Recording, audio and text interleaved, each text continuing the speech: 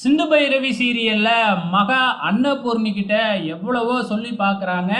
எப்படியாச்சும் இசக்கிய காப்பாத்துங்க. இசக்கி இத பண்ணவே இல்ல அப்படின்னு சொல்லிட்டு. இப்ப பைரவி இருந்துகிட்டு நம்ம காயத்ரிய வந்து பார்த்தீங்கன்னா, செலியனுக்கே கல்யாணம் பண்ணி குடுத்துரலாம் அப்படின்னு அன்னபூர்ணி கிட்ட சொல்லிக்கிட்டு இருக்காங்க இல்லையா? இப்ப நம்ம அன்னபூர்ணியும் அதுதான் கரெக்ட்டு. கவலைப்படாத. உன்னைய நான் செலியனோடயே சேர்த்து வைக்கிறேன் அப்படின்னு காயத்ரி கிட்ட சொன்ன உடனே காயத்ரிக்கு பயங்கரமான சந்தோஷம். அவங்க அம்மாவ கட்டி பிடிச்சி ஆனந்தத்த வெளிப்படுத்திக்கிட்டு இருக்கிறாங்க.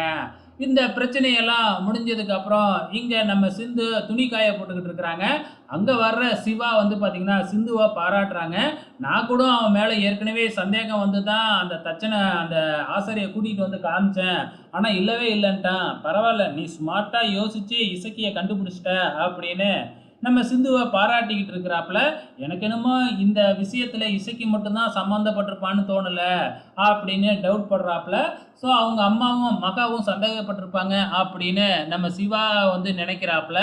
எங்க இது உண்மை ஆயிடுச்சுன்னா அவங்க அம்மாவுக்கும் சிவாவுக்கும் பிரச்சனை ஆயிடுமோன்னு நம்ம சிந்து முந்திக்கிட்டு அப்படியெல்லாம் இருக்காது. இதுல என்னமோ இசக்கி மட்டும் தான் சம்மந்தப்பட்டிருப்பான்னு தோணுது அப்படின்னு சிந்து அப்படியே பேச்சையே மாத்தி விட்டுறாங்க. இந்த பக்கம் என்னடான்னா, நம்ம மகா காயத்ரி கிட்ட போயிட்டு வந்து பார்த்தீங்கன்னா, பிட் ஓட்டிக்கிட்டு இருக்கிறாங்க.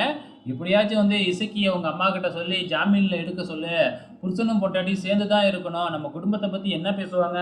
அப்படின்னு பிட் ஓட்டிக்கிட்டு இருக்கு. ஆனா நம்ம காயத்ரி ஒரே போடா போட்டுர்றாங்க. என்னாலலாம் அவங்க கூடலாம் சேர்ந்து வாழ முடியாது. எனக்கு அவன புடிக்கவே இல்ல. இதுக்கப்புறம் எதுவும் பேசிடாதீங்க. அப்படின்னு சொல்லி அனுப்பி விட்டுர்றாங்க. அது மட்டும் இல்லாம நம்ம காயத்ரி நேரா போய் சிந்து கிட்ட மன்னிப்பெல்லாம் கேட்டுக்கிட்டு இருக்கிறாங்க. நம்ம சிந்து வெளியில திண்ணையில உட்காந்து பூ கட்டிக்கிட்டு இருக்கிறாங்க. அங்க வர்ற மகா இது எல்லாத்துக்கும் காரணம் இவ தானே அப்படின்னு சொல்லி பூவெல்லாம் பிச்சு போட்டுட்டு சிந்துவ அடிக்க கை ஓங்குறாங்க. ஆனா நம்ம சிந்து தடுத்து நிப்பாட்டி ஆப்போசிட்ல நின்னுக்கிட்டு சும்மா பஞ்சு டயலாக்கா பேசிக்கிட்டு இருக்கிறாங்க. இதோட இன்னிய எபிசோடு முடிஞ்சிருச்சு. வெயிட் பண்ணி பார்க்கலாம் நாளைக்கு என்ன நடக்க போகுதுன்னு.